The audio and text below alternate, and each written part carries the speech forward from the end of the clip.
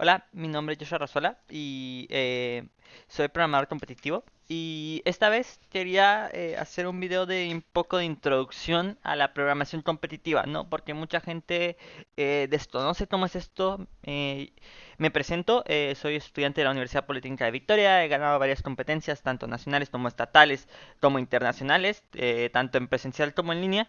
Y pues bueno, me he desempeñado bastante bien en este tipo de concursos, ¿no? ¿Y por qué deberían de hacerlo? ¿Por qué deberían de empezar a estudiar esta área? Bueno, la programación competitiva realmente es muy importante, o al menos en mi carrera ha sido muy importante, puesto que te ayuda a desarrollar una lógica que después te permite aprender los demás temas de computer science, de ciencias de la computación, algoritmos, estructuras de datos, desarrollo de software de una manera mucho más sencilla. Créanme, aprender a desarrollar algoritmos y hacer un uso eficiente de la memoria es fundamental para un buen ingeniero en software, un buen programador.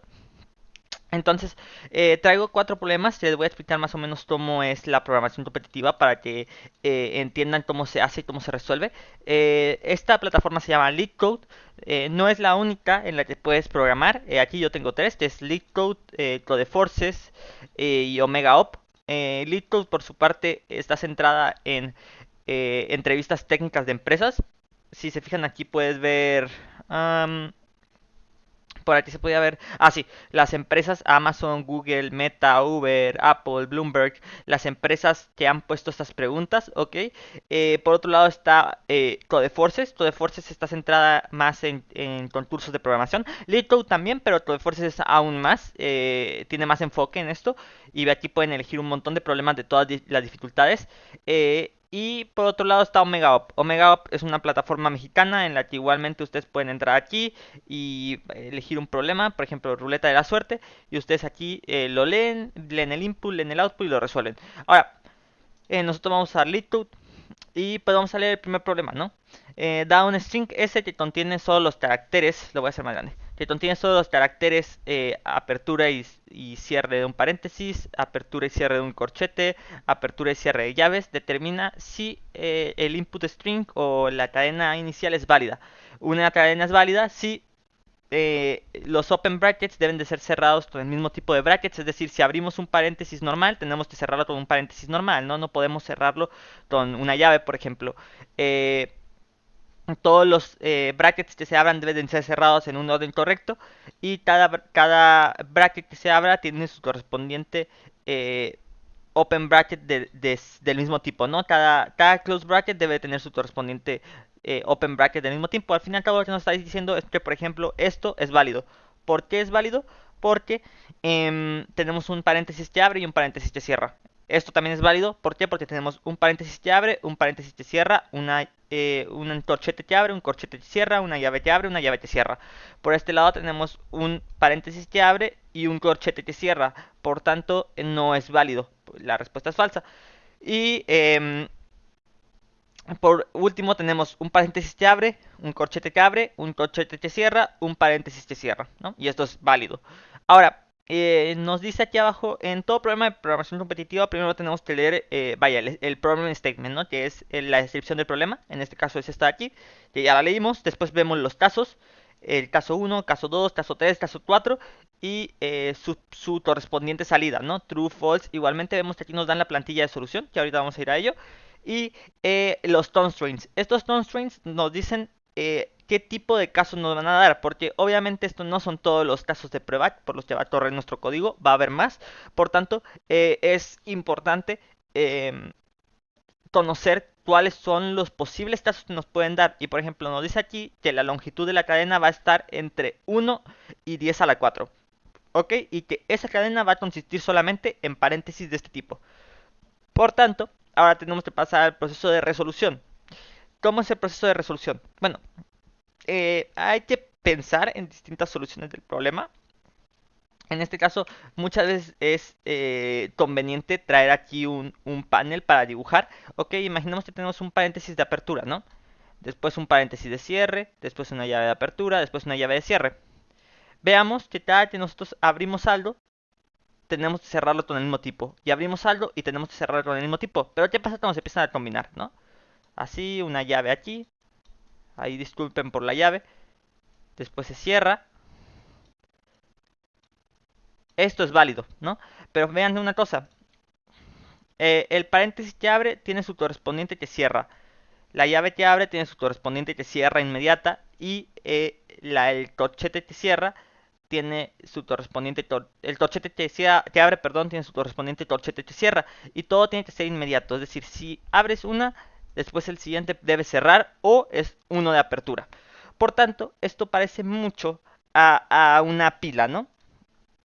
Que es una estructura de datos. Ahora, en este tipo de, de problemas hay muchos tipos de estructura de datos que nosotros debemos conocer. Está por un lado lo que es la pila, está por otro lado lo que es la cola, está por otro lado lo que son árboles, ¿no? Está por otro lado lo que son grafos, que son como árboles, pero a diferencia de los árboles, estos pueden ser cíclicos. De esta manera, esto es una pila, esto es una cola, esto es un árbol, esto es un árbol, esto es un grafo. ¿Qué más puede haber? Puede haber heaps, que son árboles autobalanceados, al fin y al cabo. Lo demás son variaciones de este tipo de cosas. Están las listas, están los arreglos, están las matrices, etcétera, etcétera, ¿no? Hay muchos tipos de estructura de datos y corresponde saber todo el tiempo qué estructura de datos usar dependiendo del problema. ¿Ok? Entonces, por ejemplo, si nosotros recibimos un paréntesis de apertura, un paréntesis de apertura, un paréntesis de apertura, y tenemos después, al obtener un carácter de cierre, por ejemplo, una llave, tenemos que buscar que el carácter de apertura más reciente haya sido una llave. Si no es así, entonces es inválido, ¿no? Entonces, esa es nuestra primera condición. Tenemos que si encontramos un carácter de cierre, una llave, debe haber su correspondiente carácter de apertura que sea una llave. Si encontramos un corchete, tiene que haber su correspondiente corchete de apertura. Y si encontramos un paréntesis de cierre, debe estar su correspondiente paréntesis de apertura. Una cosa, si se fijan, vienen las cosas en pares, ¿no? Al fin y al cabo, esto se parece mucho al par de manos de teorema de par de manos. Euler. Creo que algo así se llamaba. El teorema de Euler sobre el apretón de manos. Apretón de manos. Euler. A lo que se refiere, es un lema, no es un teorema. A lo que se refiere esto, es que si cada paréntesis de apertura debe tener su paréntesis de cierre, entonces quiere decir que vienen agrupados de dos en dos, ¿no? Por tanto, la longitud de la cadena debe ser longitud par. ¿No? Eso ya es nuestra primera condición. Entonces, vamos a empezar a programarlo, ¿no? Ahora, para programarlo, en LeetCode tú agarras aquí tu plantilla de solución y pues bueno, yo ya tengo una plantilla aquí que me pone todas las librerías necesarias, ok, yo las genero inmediatamente, sobre todo para agilizar, pero bueno, tú puedes irlas eh, importando dependiendo tus necesidades, ¿no? Ahora, em, primero que nada empezamos. Sabemos que la longitud de nuestro string que nos dan debe de ser par. Por tanto, si s.size, es decir, si la longitud de la cadena no es par, o sea que su módulo, al dividirlo entre dos, su módulo es distinto de cero, entonces vamos a retornar false, ¿no? Aquí hay varias formas. También se puede hacer así. Así. Y esto también va a funcionar. Pero pues esta es una forma más avanzada en programación. Entonces pues vamos a dejarlo como es básico, ¿no? Esa forma que les acabo de decir es más eficiente porque simplemente hace operaciones de bits. Pero bueno, eso debería de funcionar por ahora, ¿no? Ahora, les comenté que el problema seguía un patrón de una stack. Estoy programando en C++, realmente esto lo pueden hacer en cualquier lenguaje de programación. La lógica viene siendo la misma, aquí estoy declarando un stack de chars. Y pues bueno, vamos a empezar a iterar por el string, ¿no? Este es un for each en el que recorro todos los caracteres de la string S. Y vamos a hacer un switch, que es la forma más rápida de hacerlo a mi parecer. Ahora, si tenemos caracteres de apertura, como vendría a ser un paréntesis de apertura, una llave de apertura, un corchete de apertura. Entonces simplemente lo pushamos a la stack, ¿no? Es st.pushC. Ahora, en caso contrario, si tenemos, por ejemplo, un paréntesis de cierre, entonces lo que debe estar hasta la cima debe de ser lo que debe estar hasta la cima de la stack debe ser un paréntesis de cierre. Si no es así, eh, entonces la cadena no es válida, ¿no? Porque quiere decir que encontramos algo que no es válido. Por ejemplo, si nosotros estamos así, esto lo estamos pushando el stack. Esto pasa a estar en el stack, esto pasa a estar en el stack. Imagínense que este es el stack, empieza un paréntesis, después empieza otro paréntesis y después nosotros encontramos un paréntesis de cierre. Este paréntesis de cierre lo vamos a ir a buscar aquí que tenga su respectivo paréntesis de apertura. Si sí lo tiene, entonces podemos sacarlo, lo copiamos y simplemente nos queda de esta forma la pila, ¿no? Por otro lado, si fuera, por ejemplo, paréntesis de apertura y después una llave, tenemos que buscar el respectivo carácter de apertura. Y en este caso debería ser una llave de apertura. Y aquí tenemos un paréntesis de apertura. Estos no coinciden. Una llave de apertura no es lo mismo que un paréntesis de apertura. Por lo tanto, esto ya es inválido, ¿no? Entonces, eso hay que tenerlo en cuenta. Entonces, vamos a programar eso. Si st.top, es decir, si el carácter de más arriba es distinto de un paréntesis de apertura, entonces pues return false, ¿no? Y st.pop, es decir, popeamos el último elemento si sí pasamos, ¿no? Por otro lado, en el caso de una llave de cierre, pues si el top es distinto de una llave de apertura, entonces return false también, st.pop y break, ¿no? El break del switch. Y después, por último, con el corchete de apertura, con el corchete de cierre, perdón, si st.top es distinto de un corchete de apertura, entonces return false también. Y st.pop. Ahora, por último, cuando tenemos de iterar, tenemos que ver que esté vacío el stack. Por tanto, retornamos st.empty. Es decir, que esté vacío el stack. Porque si no está vacío el stack, quiere decir que faltaron algo por cerrar, ¿no? Porque puede ser que sea par, pero imaginemos que pasa esto.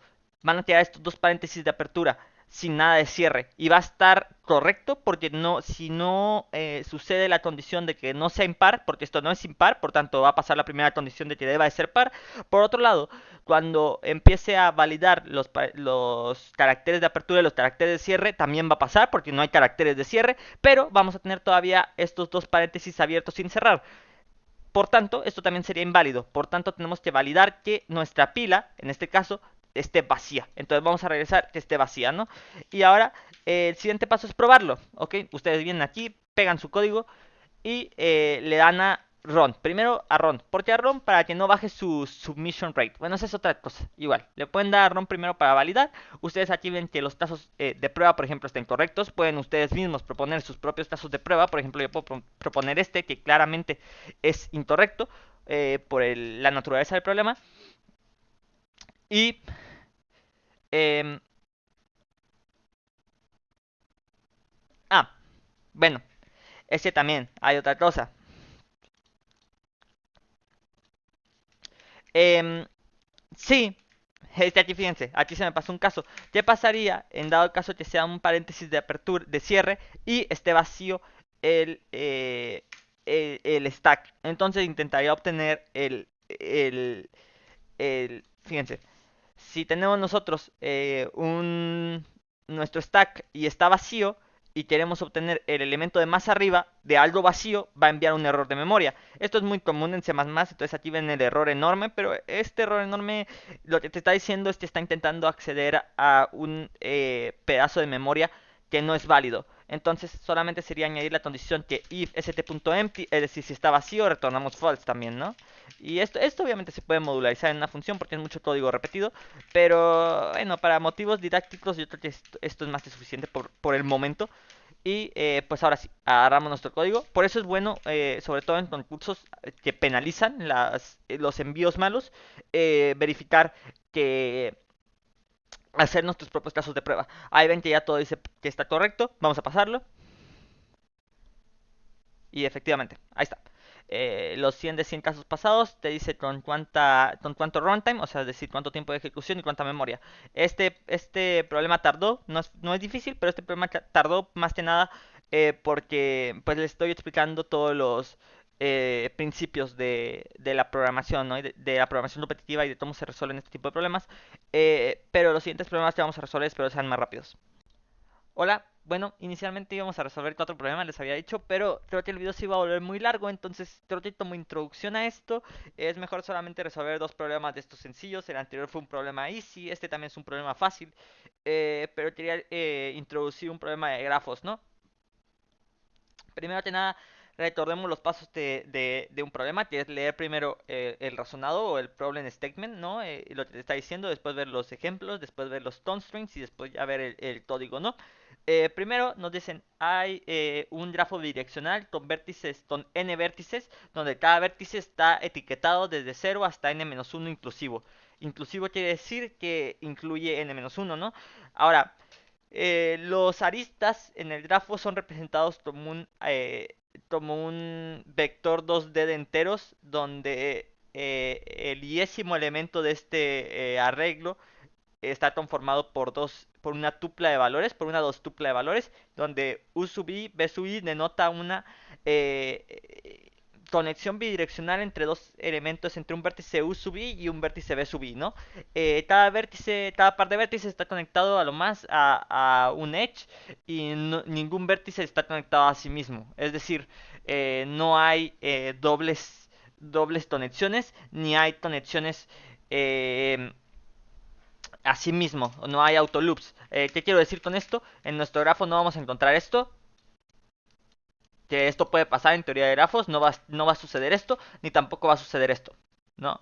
Que esto también puede pasar en teoría de grafos. Nos está garantizando que esos dos casos no se van a dar. Y ahora, quieres determinar si existe un camino válido desde un source, o sea, desde un inicio, o sea, desde un punto de inicio, sí, hasta un destino. Dado las aristas y los enteros n, es decir, el número de vértices, vemos aquí nos dan n vértices, el inicio y el final retorna verdadero si existe un camino válido entre el source y el destination, o falso si no existe. Bien, ya le dimos el problem statement. Normalmente las variables vienen resaltadas en otro color y si se fijan, sí, estas son variables, todo edges, n, source, destination, todo esto son variables, entonces vienen resaltadas. Entonces, normalmente cuando ya tienes práctica en esto, ya te vas directo a leer las variables y los ejemplos, porque ya has visto tantos problemas que ya lo entiendes. Pero cuando apenas vas empezando, pues conviene leerlo con mucha atención, ¿no? Ahora, veamos el ejemplo. Tenemos tres vértices donde, si vemos, están numerados correctamente de 0 a n-1, o sea, de 0, 1 y 2, donde n es 3, pues es 0, 1, 2, 3 menos 1, 2. Los edges, donde nos dice que hay una conexión bidireccional entre 0 y 1, 0, 1, 1, 0, entre 1, 2, 2, 1 y entre 2, 0, 0, 2. ¿Por qué bidireccional? Porque puede ser que existan grafos dirigidos, es decir, grafos con flechas, y no es lo mismo esto, que aquí haya una flecha, que aquí haya otra flecha, que aquí haya otra flecha, que esto, que están conectados de manera bidireccional, o sea, tanto en este sentido como en este sentido, ¿no? Entonces eso hay que tenerlo en cuenta. Y pues aquí tenemos otro grafo, ¿no? Más complejo, y nos dicen que, por ejemplo, aquí te vayamos del 0 al 2. Si hay un camino claramente de ir de 0 a 2, tanto 0, 1, 2 como 0, 2 te llevan a el 2. Por su parte, aquí tenemos 6 vértices y nos piden ir del 0 al 5, donde obviamente no hay una conexión, porque 0 está aquí, 5 está aquí, no hay una conexión. Pasamos a ver los constraints. Los constraints nos dicen que n está entre 1 y 2 por 10 a la 5. 2 por 10 a la 5 todavía es un número conveniente para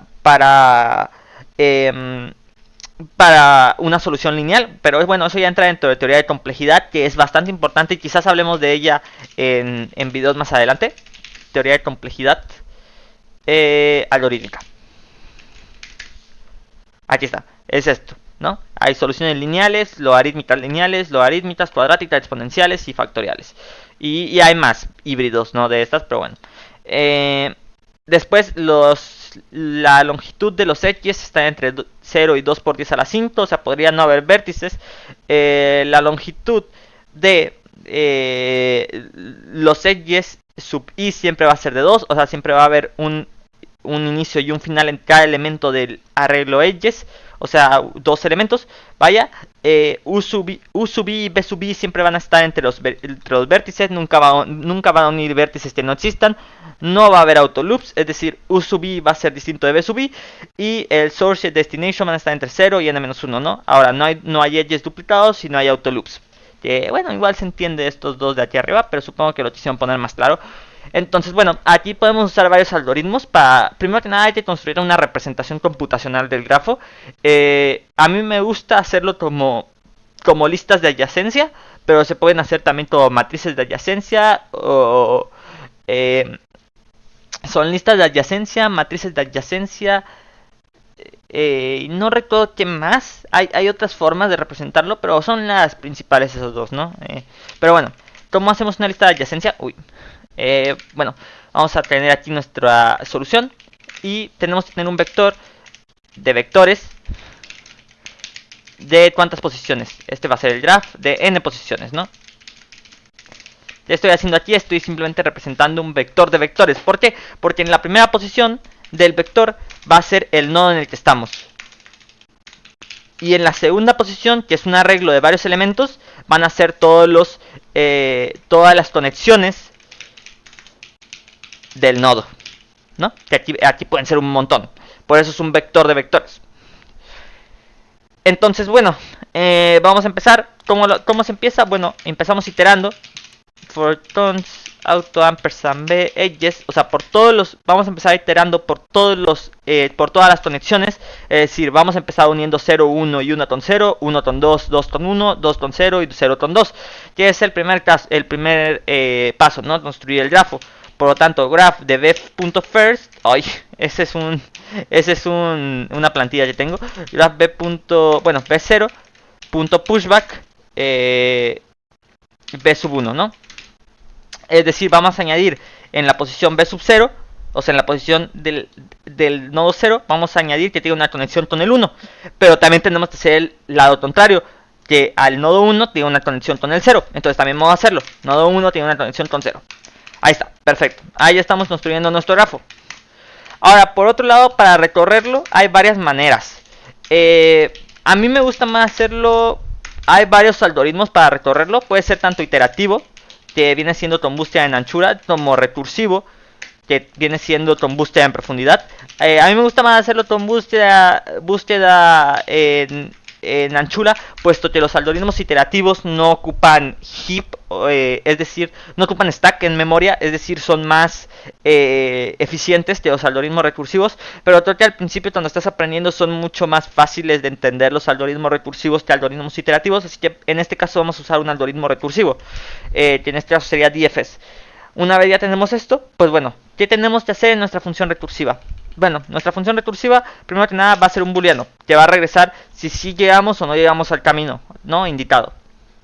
Ahora, ¿qué tenemos que enviarle como parámetro? Tenemos que pensar que primero estamos en una ubicación en el grafo, por lo tanto, lo primero tiene que ser la ubicación en la que estamos en el grafo. Location, por ejemplo, puede ser. Posteriormente, tenemos que enviar el vector de edges, ¿no? Vector int de edges, ¿no? Que es el grafo, perdón. Tenemos que enviar el grafo. Y podemos hacerlo constante, puesto que no lo vamos a modificar, o no deberíamos de modificarlo una vez construido, ¿no? Por otro lado, podemos enviar como constante también el source y el destination, ¿no? Que es el inicio y el final. Bueno, el source ni tanto, nada más el destination. Que si llegamos al destino, retornemos true. Ahora, por otro lado, vamos a... falta algo, ¿ok? Y vean que al momento de recorrer el grafo, puede ser que volvamos a llegar a un nodo que ya habíamos recorrido anteriormente, lo cual ciertamente nosotros no queremos, porque eso ocuparía cálculo computacional en algo innecesario, porque ya recorrimos ese camino. Por ejemplo, si pasamos del 0 al 2 y después llegamos al 1 y después por este lado llegamos del 0 al 1, no tiene sentido pasar dos veces por el 1 y volver a calcular. Por tanto, tenemos que tener una manera de ver cálculos redundantes. Para eso utilizamos un vector de booleanos. Igual estoy avanzando un poco más rápido porque estoy asumiendo que ya los que ven esto saben un poco qué rollo de programación. Visited, normalmente le ponemos visited n y inicializado en false, ¿no? De tamaño n inicializado en false, o sea, es decir que no lo hemos recorrido y lo pasamos aquí, ¿no? Visited vector bool visited.